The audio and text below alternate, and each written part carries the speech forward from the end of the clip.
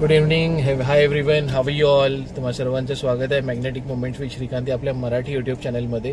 तर आजच्या आपल्या भटकंतीमध्ये आपण एका नवीन रेस्टॉरंटमध्ये जाणार आहोत, जे आहे नैवेद्य थाळी. वाकडमधली एक ट्रेंडिंग अशी थाळी आहे जी आपण आज कव्हर करणार आहोत. तर आपण लवकरच तिथे पोहोचूया आणि एक्सप्लोर करूया की कसं आहे ॲम्बियन्स, कशी आहे थाळी. चला तर लवकर मग.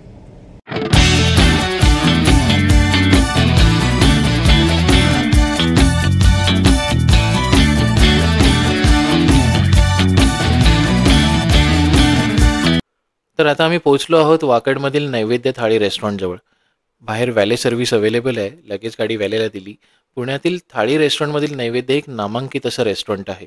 आम्ही आजचा मेन्यू आधीच फोनवर विचारला होता. एक्साइटिंग मेन्यू आहे. इथे पर हेड थाळीची प्राईज आहे सोमवार ते शुक्रवार 450 रुपये आणि विकेंडला 550 रुपये. ॲम्बियन्स बघू तर खूप छान असा ॲम्बियन्स, ब्राईट, शांत आणि पारंपरिक पद्धतीने सजलेला असा ॲम्बियन्स आहे. सिटिंग अरेंजमेंटसुद्धा प्रशस्त आहे आणि स्पेशियस अशी आहे. आम्हाला आता टेबल अरेंज करून मिळालेलं आहे. मी कुठलाही वेळ न दवडता स्टाफला 2 थाळ्यांची ऑर्डर दिलेली आहे, कारण भूकसुद्धा लागलेली आहे. तर 20हून अधिक पदार्थांची व्हरायटी आहे, त्यामुळे थोडासा अवधी लागेल मित्रांनो. तर एकाच सर्विंगमध्ये मला वाटतं पोट भरेल, कारण की पुष्कळ व्हरायटी आहे आणि खूप काही टेस्ट करायला मिळणार आहे आज. ग्राउंड फ्लोअरला इथे सेटिंग अरेंजमेंट आहे आणि फर्स्ट फ्लोअरला एक मिनी बँकवेट आहे.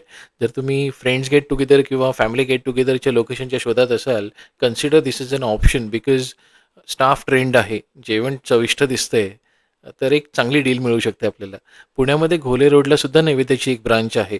याशिवाय छत्रपती संभाजीनगरमध्ये सुद्धा महाराष्ट्रात 2 ब्रांचेस आहेत त्यांच्या, आणि they are auspicious to open few more branches across Maharashtra. त्यामुळे तुम्ही महाराष्ट्राच्या कुठल्याही कोपऱ्यात असाल तर काही दिवसात तुम्हाला नैवेद्याची थाळी नक्की मिळेल. इथे वाकड ब्रांचमध्ये जर तुम्ही आठवड्याच्या दिवशी याल, मंडे टू फ्रायडे, तर थोडीशी गर्दी असते. पण विकेंडला याल तर थोडा वेळ हाती घेऊन या, कारण की नक्की लाईन असणार आहे.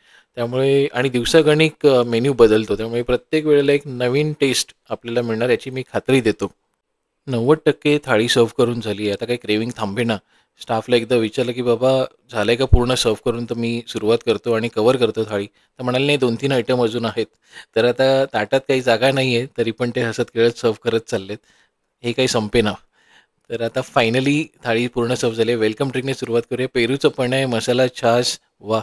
त्यानंतर पापडी चाट आहे, चोरमा आहे, सॅलॅड, गोड चटणी, तिखट चटणी, कांदा भजी, राजस्थानी कढी, गुजराती कढी, आमटी, बटाटा आणि वाटाण्याची भाजी आहे, पनीरची भाजी आहे, त्यानंतर मासवाडी ग्रेव्ही आहे, डेझर्ट फ्रूट कस्टर्ड आहे, वालाची भाजी आहे, खमंग ढोकळा, दालबाटी चोरमा आणि मालपुवा आणि पापड. बापरे! दम लागला मला सांगता सांगताच. बघूया आता टेस्ट कशी आहे ती. तर डेलिशियस ढोकळ्यापासून सुरुवात केली आहे मी, विथ चटणी. मजा आली. फ्लफी आणि टेस्टी फ्रेशनेस त्याच्या फ्लफीनेसवरनंच जाणवत होता.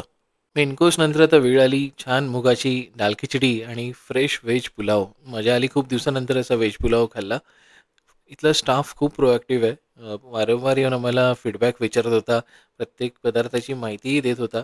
हॉस्पिटॅलिटीमध्ये नैवेद्याला मी 10/10 रेटिंग करीन. थाळी खाऊनसुद्धा खूप मजा आली.